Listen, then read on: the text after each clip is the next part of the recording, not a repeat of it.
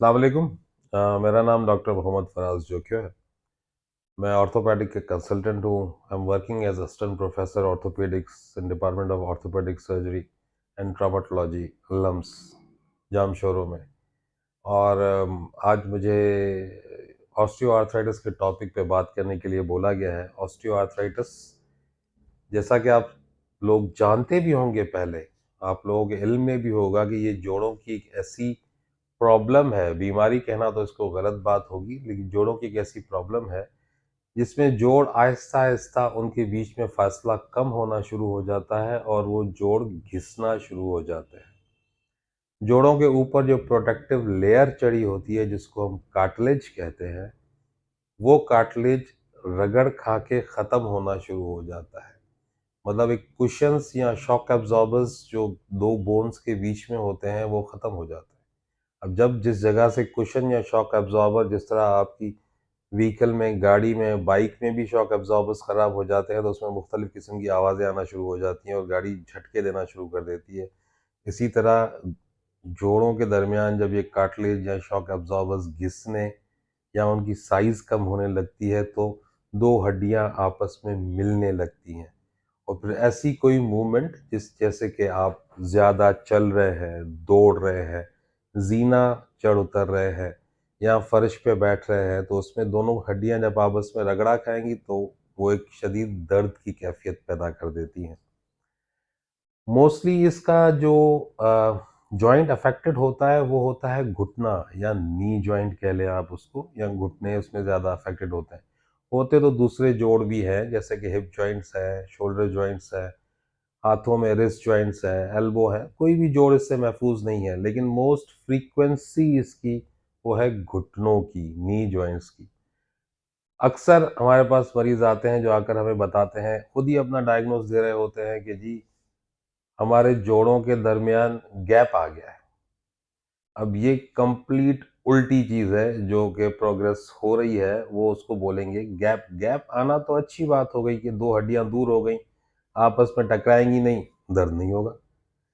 Gap खत्म हो गया है। गैप जब खत्म हो जाता है, जब वो कुशन्स इन कार्टिलेज रगड़ खा के खत्म हो जाते हैं, तो हड्डियां आपस में रगड़ा देती हैं, तो वो गैप खत्म हो जाता है। और फिर जब वो रगड़ा लगता है तो दर्द होता है। दर्द होता है तो फिर जोड़ों में सूजन होती है और चलने फिरने से माजूरी जैसे वाकयात या कॉन्सिक्वेंसेस हो जाते हैं।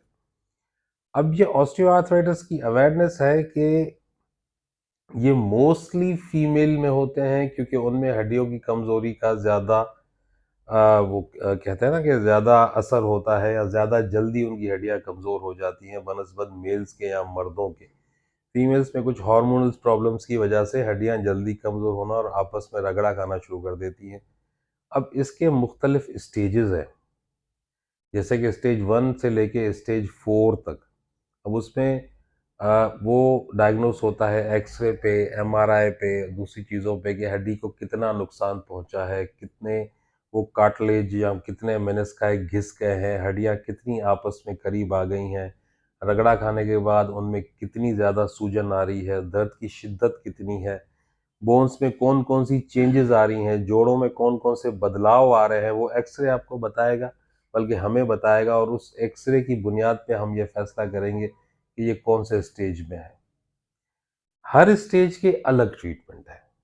स्टेज 1 की अलग, 2 की अलग, 3 और 4 की तो बिल्कुल ही अलग ट्रीटमेंट है कि उसमें घुटनों के साथ क्या किया जाता है। इसमें हमारी एडवाइस ये होती है शुरू में कि हम इसमें कुछ दर्द की दवाएं, फिर हड्डियों की ताकत की दवाएं, फिर आजकल ऐसी दवाएं आ गई हैं जो घुटने के वो जो कार्टिलेज घिस जाते हैं या मेनिस्काई घिस जाते हैं, उनको रीजनरेट करने की दवाएं दी जाती हैं। या दर्द ख़त्म करने के लिए कभी कभार कॉर्टिज़ोन के इंजेक्शन लगा दिए जाते हैं कि टेम्पररी घुटनों में दर्द कम हो जाता है। टेम्पररी, मिनिमम 6 महीने, मैक्सिमम 1 साल के लिए। फिर 1 साल के बाद वो इंजेक्शन रिपीट होता है। एक मिसकॉन्सेप्शन है कि उस इंजेक्शन के बहुत ज़्यादा नुकसानात हैं कॉर्टिज़ोन लगाने के। तो नुकसान तो अपनी जगह पे कॉर्टिज़ोन के थोड़े बहुत साइड इफ़ेक्ट्स तो हैं, लेकिन जब ये लोकल इंट्रा आर्टिकुलर या जोड़ में लगाया जाता है तो कोई इतना इससे इतना मिसकॉन्सेप्शन नहीं है कि नुकसान हो जाता है। हाँ, मरीज़ पेन फ्री ज़रूर हो जाता है, दर्द से निजात मिल जाती है उसको 6 महीने या साल के लिए। फिर उसके आगे कुछ ऐसे इंजेक्शन आ गए हैं जिनमें घुटनों के उन चीज़ों की रीजनरेट करने का हाइलुरोनिक एसिड हो गया और कोलेजन हो गई कि वो इंजेक्शन लगाए जाते हैं, वो अपने हिसाब से महंगे तर हैं। फिर अभी एक नई थेरेपी पीआरपी की थेरेपी आ गई है, प्लेटलेट रिच प्लाज्मा के। पेशेंट का अपना ही ब्लड निकाल के उसमें से वाइट और रेड ब्लड सेपरेट करके फिर वाइट ब्लड वापस इंजेक्ट कर दिया जाता है विथ हाइलुरोनिक एसिड या विदाउट हाइलुरोनिक एसिड। वो उसके अलग अलग फवायद हैं, वो भी कुछ अरसे के लिए आपको पेन को सबसाइड या दूर कर देता है। इस तरह हर स्टेज की अलग ट्रीटमेंट है। वो इस तरह करते करते करते जब हम स्टेज 4 तक पहुंचते हैं तो फिर स्टेज 4 में ये सारी कन्वेंशनल चीज़ें काम नहीं आती। उसमें पेशेंट तकरीबन घिसट घिसट के चलता है और वो घुटनों पे पूरा वजन नहीं दे पाता और नीचे नहीं बैठ पाता। और एक्सरे अगर देखा जाए तो उसमें स्टेज 4 में घुटनों की कंडीशन बहुत ज़्यादा ख़राब हो जाती है। उसमें फिर हम ये रिकमेंड करते हैं कि जी बेहतर ये है कि आप इसमें टोटल नी रिप्लेसमेंट या जोड़ों की तब्दीली जिसको कहते हैं कि घुटने ही तब्दील करवा लीजिए, क्योंकि घुटने का वो आपस में रगड़ना ही नहीं रहेगा तो दर्द भी नहीं होगा। लेकिन ये स्टेज 4 के बाद की या स्टेज 3 के एंड की ट्रीटमेंट है कि जब आपकी सारी दवाएं, सारी कैल्शियम सप्लीमेंट, सारे हड्डियों को मजबूत करने के इंजेक्शन, वो चाहे 3 महीने के हों चाहे साल के हों, घुटनों के इंजेक्शंस कितने भी महंगे हो, जब वो सारी चीज़ें फेल हो जाए, किसी तरह का भी असर दिखाने के लायक न रहे, तो फिर हम आ जाते हैं घुटनों की तब्दीली पर।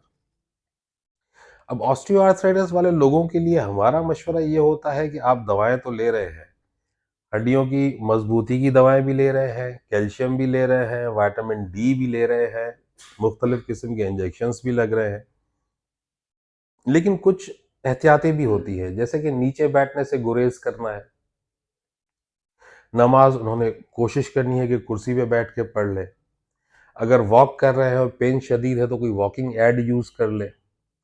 ऐसे गैर ज़रूरी सुनी सुनाई बातों पर तेल वगैरह लगाने से, उन मालिशों से परहेज करें, क्योंकि उससे नतीजा ये निकलेगा कि जब हम मालिश करते हैं, कोई और चीज़ यूज़ करते हैं, तो वो मज़ीद स्वेलअप हो जाता है, मज़ीद सूज जाता है। तो वो एक पहले ही घुटना बेचारा मुश्किल में है, आप उस पे रगड़ा देंगे, मालिश करेंगे तो वो और अंदर से इन्फ्लेमेटरी चेंजेस होगी, घुटने की ऊपर की लेयर और अंदर की सारी चीज़ें वापस सूज सूज जाएगी। तो ये सारी चीज़ें हम अपनी तरफ से एहतियात मरीजों को बताते रहते हैं और उनको pain killers, calcium, vitamin D इस तरह की चीज़ें तजवीज़ करते रहते हैं। तो मेरा भी आप लोगों से यही मशवरा है कि घुटने के दर्द को आप मेहरबानी करके मजाक या उसको ऐसे ही मत लीजिए। घुटना है, वो आगे चलने के बाद प्रॉब्लम क्रिएट करता है। तो you people better have proper workup होना चाहिए, एक्सरेज होने चाहिए और सारी चीज़ें होने चाहिए। और उसके बाद अगर किसी चीज़ की ज़रूरत है, कैल्शियम सप्लीमेंट्स की, विटामिन डी की या इंट्रा आर्टिकुलर इंजेक्शंस की या साल के इंजेक्शंस की, तो वो इंसान पहले से उसका सद्देबाप कर ले ताकि उसके स्टेजेस आगे न बढ़ने पाए। अच्छा, आप ये बहुत अच्छी बात सवाल पूछा आपने कि नी रिप्लेसमेंट का ऑपरेशन कब करवाना चाहिए। देखें, कब का कोई हार्ड एंड फास्ट रूल नहीं है। ये नहीं है कि स्टेज 4 में आएगा तो ही होगा, ऐसा कुछ भी नहीं है। नी रिप्लेसमेंट का ऑपरेशन डिपेंड करता है कि आपके सिम्टम्स कितने वर्स्ट हैं, आपकी मूवमेंट्स कितनी रिस्ट्रिक्टेड है, आप चलने फिरने से कितने बंद हो गए हैं, आपकी हरकतें, मूवमेंट, चलना फिरना कितना रुक गया है। वो फैसला करता है कि घुटने की तब्दीली होगी और आपको पेन फ्री किया जाएगा कि नहीं। और दूसरी बात, डायबिटीज़, हाइपरटेंशन। देखें, डायबिटीज़ तो इस वक्त तो जितनी तेज़ी से फैल रहा है तो मेरे ख्याल से दुनिया की आधी आबादी को हो चुका है। हाइपरटेंशन भी बहुत ज़्यादा है, हमारे माशरे में टेंशन परेशानियाँ बहुत ज़्यादा है हाइपरटेंशन की वजह से। तो ये तो मोस्टली 65% पेशेंट्स को डायबिटीज़ हाइपरटेंशन साथ लेके घूमते हैं। लेकिन अगर वो वेल कंट्रोल्ड है, वो डायबिटीज़ भी लिमिट के अंदर है, हाइपरटेंशन भी दवाओं पे कंट्रोल है, तो ऑपरेशन कराने में कोई हर्ज नहीं।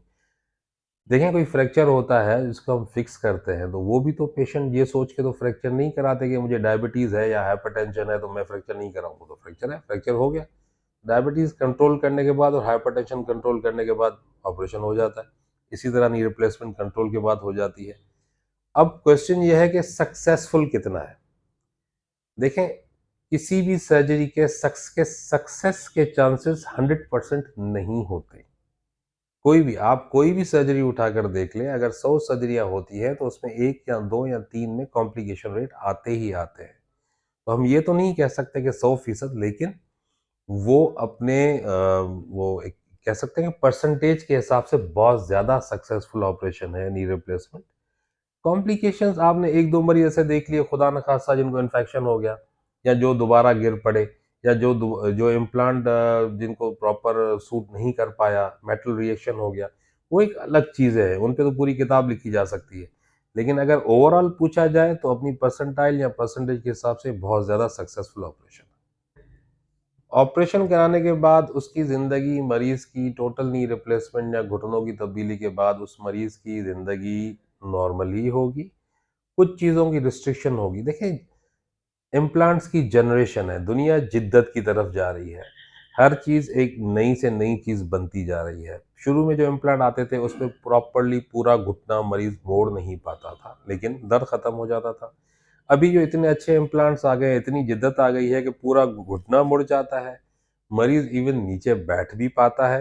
एडवाइजेबल नहीं है, रोका जाता है कि ऐसा मत कीजिए, लेकिन वो अब के जो इम्प्लांट्स हैं वो, मैं ये कहूँगा कि पिछले वाले इम्प्लांट्स के मुकाबले में बहुत ज़्यादा जदीद है और मरीज़ को बहुत ज़्यादा सहूलतें हैं। Close to normal life patient आ जाता है, बहुत क्लोज़। रियूमेटोलॉजी टिपिकल फील्ड है, वो डील करती है आपके रियूमेटिक प्रॉब्लम्स के साथ। ऑस्टियोआर्थराइटिस, हाँ, ओवरलैप हो सकता है रियूमेटॉइड आर्थराइटिस के साथ, लेकिन अगर वो सिंगल ऑस्टियोआर्थराइटिस है तो वो ऑर्थोपेडिक ही बेहतर डील कर सकता है, उसको समझा सकता है। मेरा पेशेंट्स के लिए ये पैगाम है कि इन घुटनों के दर्द को या उठने बैठने में, चलने में तकालीफ को आसान मत लें। आप डॉक्टर से कंसल्ट करें, या कम से कम एटलीस्ट अपने विटामिन डी, कैल्शियम और इस तरह की चीज़ें रेगुलरली चेक करवाते रहें कि कहीं हम वीकनेस की तरफ तो नहीं जा रहे।